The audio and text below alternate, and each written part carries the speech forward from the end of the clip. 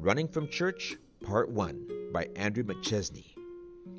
Church was the last place Analia wanted to go. Raised in a family that followed a non-Christian world religion, she had visited her own house of worship on holidays and to observe animal sacrifices for more than 40 years.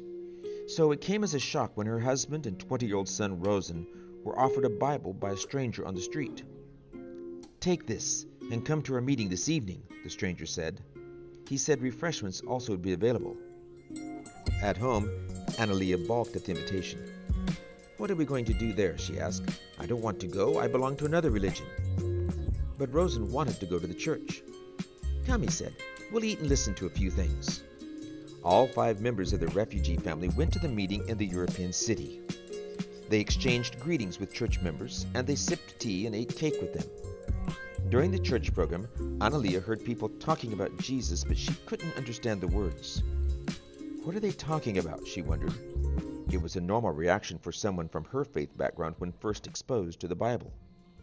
Rosen, however, was fascinated by the meeting.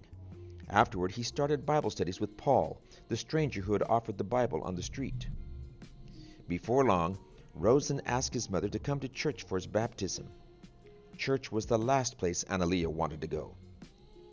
"I don't understand what a baptism is," she said. "I won't go." Rosen was baptized without her. Then Analia and her family were evicted from their rented apartment.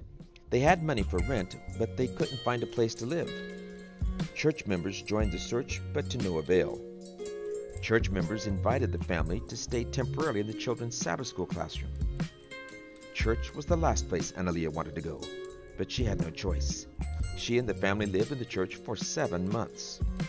During that time, Paul visited the family and read from the Bible. Analia wondered why he was reading the Bible. She was convinced that only her religion's sacred writings contained the truth. She wondered, how will this Bible help me get an apartment? Why can't we find an apartment? On Sabbaths, Paul invited the family to attend church services. Analia fled. When she saw the worship service starting, she ran out the door. But her 22-year-old son, Sergei, was moved by what he heard. He was baptized. After the family found a new home, both of Analia's sons began to plead with her to consider Jesus.